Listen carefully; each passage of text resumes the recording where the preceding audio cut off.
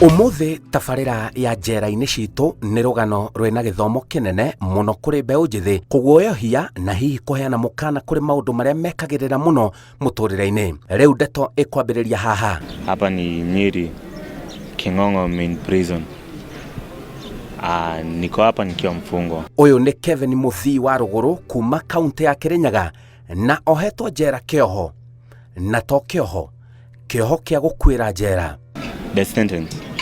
Yani umefungwa kifo unafaa uuliwe, lakini juu siku hizi watu hauliwi, inabaki tu umeletwa tu hapa utegee mpaka time yenye itapunguzwa irudi life. Nimetoka Kirugoya. Ũyũ aranyitirwo arĩ oro mwanake munini. Haha niho arakinyĩtie mũtũrĩre wake. Kirugoya nilikuwa napiga busy. Nilikuwa na shop ya kuuza hizi maviatu second na marudhi hivi tush, na nilikuwa na base kamili hivi za kuuza jaba shop hivi. Masomo nimepiga high school, nimemaliza Korea nika drop. Course ninakosea, naweza guza nini gari kidogo hivi, lakini sijaivisha vile. Ni ile tu ya kujifunza mtaani. Kwa sasa bado haijaisha mwaka na miezi kadhaa tangu nifungwe. Lakini hapa plan shida inakuanga hiyo plan. Sasa unaona huwezi pangia kitu yenye si kila siku inamkanga na hiyo hope. Kila siku inamkanga na challenges zake. Press ni ngori. Kukaa hapa si ati inahitaji unakuwa tough. Ikeno cia ũtukũ mũgima ciacokire gũcũngĩrĩria hathara. Sikuwa na life, lakini nilikuangana na manzi. Juu actually hii kesi ikuje, alikuwa 2 time ametoka US. Akakuja. No, saa ilikuwa birthday yake, tulikuwa tuna celebrate. Saa best akakuja kwangu. Ni jamaa alikuwa na crush kwangu most times. Juu hakuwa na base yake yani. So yeye alikuwa anakuja mara moja mbili, unapata ni aje vuki naweza pitia kwako. So yeye ndiye amekuja, amepata kuna kasherehe. Tulikuwa tu watu wa familia wachache, kwa manzi yangu, sistangu na makazino wangu. Jamaa amekuja na dem, akakuwa tupike sherehe. Tumekata pale hivi, tumekata maji kidogo, imefika kutoka kitu saa moja, alifika saa moja tukakata mpaka kitu saa 5. Saa 5 tukajiambia ni aje tuingie mtaani pale hivi, kuna baisa fulani hapo, twende tupike 1-2 for 2 hours ndio alafu turudi. Tumeingia tukapiga kitu 3 hours pale hivi, kitu saa 9 tumetoka tumeingia kijani. So jamaa amekuja na ule manzi yake. Manzi akasema ni aje anasikia kudozi zake zimeshika, anasikia kudozi. So na yeye jamaa alikuwa mwa company juu actually nilikuwa nakaa kwa 2 bedroom. So na jamaa juu alikuwa amezoea kulala, ameniambia sebu dema crash huko. Mimi nimemwambia haezi lala kama mimi mwenye nyumba bia sijalala, unaona, na ni sherehe. So nikamwambia tu ile tu kwa heshima anaweza toka aishie aende tu atafute press yenyewe ata crash. Juu hakuna vile inge happen akuje na ni day first umekuja amepatana na manzi yangu kwa siku yake ya kwanza. Mwanake ũyũ wanyitĩtwo ũgeni athitangire nĩ agurario, akĩiywo indo ciake na mũirĩtu mũratawe akĩnyitwo kĩa hinya. Mimi vile waliingia, makara wameingia kwanza, jamaa kwa gari ya OCS. Juu alikuja mpaka OCS. So mimi unajua sasa wamekuja, mimi nimefungua gate juu sikuwa nimeacha ati kuna zogo ilikuwa imeapa na chani, nilikuwa najua tulicorrect kidogo na huo morio wangu, na mimi nikamtoa nje na juu alikuwa maji, hata alikuwa karibu kubreak, kila mtu alikuwa maji yani. So mimi vile nashangaa makara ukuja, amekuja kwanza tumewekwa pingu kufikishwa station, hata hakuna chance ya kufunga nyumba ama gate ama nini, tulitolewa tu hivyo. Mimi manzi yangu na muri wangu, hata nyumba sikupewa chance ya kufunga. Sasa kupelekwa station ndio napata naambiwa nilipiga jamaa na nikamnyang'anya, of which jamaa ni alinipata kwangu. Mimi hata sikuwa nimetoka, na hata vitu jamaa alikuwa anasema hakuwa na simu yeye mwenyewe, lakini yeye kuandikisha, yeye aliandikisha nilimuibia 1700 na simu. Sasa mimi nimeshikwa, nimeenda pale hivi. Hiyo Sunday actually juu tulishikwa na Sunday, bashi ilikuwa saa 3 usiku. Hiyo Sunday actually hakukuwa hata sikuwa, yani nimetoka area, nilikuwa tu pale Kejani. So imekuja nimefika pale hivi, nimeenda imeleta noma. Kumesemekana kijana unajua ulipiga jamaa. So sikuandikiwa hiyo Sunday kwa police station. Juu jamaa kwa amepiga kwanza, kulingana ile statement ilikuwa inakuja, alibreaki akapigiwa kwa barabara. Anasema ngovu alisikia ni sauti yangu, ni sauti alisikia, hakuniona. Akasema ni mimi nilimkimbisha, nikampigia tu hapo around na area yenye nakaa.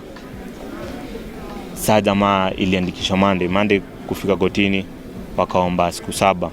So mimi si kuteremshwa, nilikaa tu police station. Sasa hiyo Monday ndo nilikuwa najua imeandikishwa robbery with violence, alafu hii kesi iko na accused. Mwenye alikuwa na accused alilipule manzi ya jamaa. So kwenda kotini ndio dema akasema hakuniona kwa shughuli yoyote, kwa statement zake. Na jamaa anasema ule jamaa alilip dema hakuwa amemuona. So ikabidi tumeweka kwa file moja, yangu ikakuwa account 1, ya accused ikakuwa account 2. Juu complainant ni wawili na hakuna complainant anasema ameona huyu mwingine kwa shughuli yake. Kaenda jamaa, complainant wangu hakuwa na ngori. Juu ilikuwa mambo ya ulevi, tulikuwa tushasikizana hata. Kumania na hau ni kwambanĩrĩria na cira. Sasa nayo unaona deputy OCS mwenye alikuwa ni IO kwa hiyo kesi yetu, alikuwa ameomba siku 7. Lakini hata before hizo siku 7 complainant alikuwa ashasema kotini hataki kesi na mimi. Akaambiwa juu ni siku yenye tuna press hizo charges ndo zimeandikishwa kotini, hakuna vile anaweza withdraw hiyo day. Na juu iliandikishwa ikiwa robbery stroke 2, wavu ingekuwa kama ingeandikishwa ni hasa juu alikuwa anasema alipigwa. Kwenda nini mimi imebidi, kulikuwa kumeshikwa mama aliachiliwa hiyo Sunday, mwili wangu tukakaa na yeye, alafu kulikuwa kumeshikwa majamaa wengine 3. Hao wakakuja, si wote tulikuwa watu 6 kwa cell.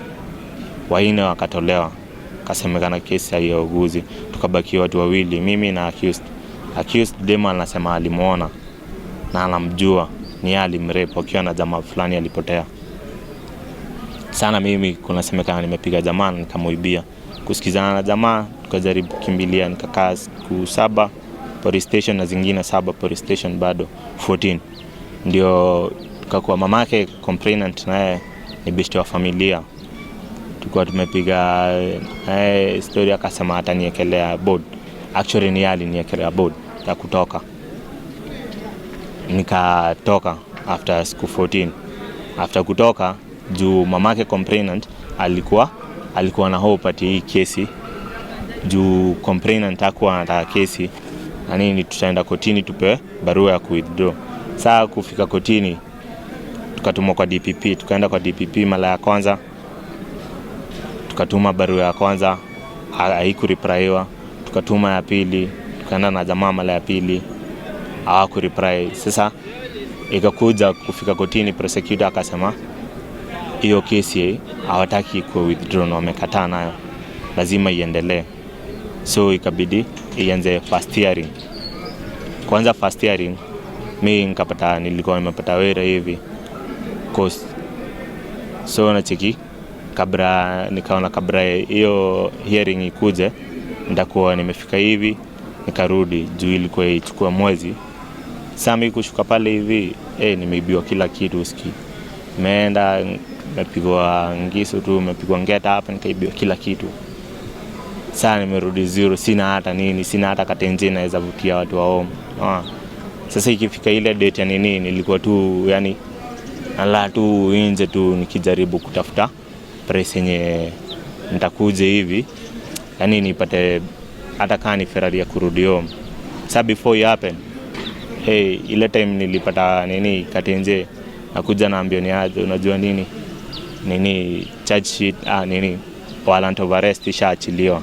Though nilikuwa na roya by hiyo time, lakini juu sikuwa hiyo siku ya hearing ikapeana nini warrant of arrest ikaachiliwa.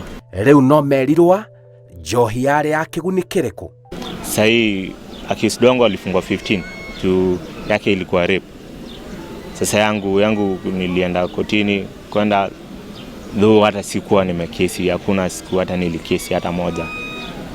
Mimi kwenda ni kujaribu kusikiza judge, mimi sija kesi. Nini hakutaka kusikia, akaniambia publicly case on my behalf. Mdema anasemanga hata. Na akasema yeye hakuwa ameniona press. Alikuwa ameniacha tu juu yeye alipotea, ni vile alipotea akaacha jamaa wake ati akaenda kuitisha usaidizi kwa ile club tulikuwa. Akachukua watu kutoka hapo, watu wawili. Hao ndo walienda wakamrape. Sasa after kumrape, yeye alikuwa anawajua, hakurudi ya kijani. Sasa walipata na jamaa wake asubuhi. Na yeye jamaa alikuwa amepigwa kwa barabara juu alikuwa mlevi. Darati CFT. Sherehe ni watu tu wanaona, yani inakuanga ile ubambisho tu ya time kidogo. Nika shetani ka deceive mind. Kwa hiyo muda kidogo hauna plan, ufikiria about kesho, unaona. Watu wengi wakipiga sherehe ni vile hawaikangi hiyo plan ya by the way nazeeka bado, time inanikimbisha, siko press nilikuwa jana, time inakaa kirani. Si ati unakaa watu wengi hapa hivi ukiwauliza wanasemanga sijui maisha yangu nilipiga pause vile nilishikwa. Hainanga pause juu kila day inakuanga reason. Riu ni gutindikana na kĩoho. Huku ni kungori. Ukisikia ni ndani ufungangu tu nini. Au kuzi tu ati ni mwili tu umefungwa, unafungwa karibu kila kitu yako. Akili huwezi fikiria mbali. Unaenda kufikiria unakumbuka fuck, hakuna siku yenye nitairudi home. Decide tu, yani wewe tu kuona misho tu jera juu watu wanapepea hapa hivi, unafika unapata kidogo, transfer imekuja, umetupa manyani. Ningeambia mjana tu akairada, unaona, akairada mtu tu hata kani ile kidogo, usikuwa na tamaa ya kitu yenye ufiki bei. Kelvin mugambo wake wa njera no ugereire tabarĩra-inĩ ĩno ya njera-inĩ citũ. Miaka niko na 25 sai. Ningesalimia mama hapo, sistangu na bradhangu, tuko watatu kwetu, na pia mtoi wa sistangu asalimike, na mzae pia asalimike, na watu wote wao. Na pia ningeambia complainant wa mimi, ningemgotea tu, anajua tu squat na noma na yeye, na hata yeye ni arifu. Ajua bado niko hii ngori tu, ndio tulikuwa tumejaribu kuisolve, na hata yeye alikuwa ameipa chance ya kuisolve, vile tu ilikataa. Niambie kama kuna njia ingewezekana kusaidia hiyo kesi, vile ingeweza, yani nikapata njia ya kunisaidia, yani nitoke hii press, ningechange, yani si ningechange, ni ati nimechange, ni vitu tu. Yani ni chance hiyo tu, chance ya life. Nikipata chance nyingine ya life ya raia, kukaa na raia, niko sure itakuwa different this time. Njĩtagwo Simon Kibe, na ĩyo nĩ tabarĩra ya njera-inĩ citũ.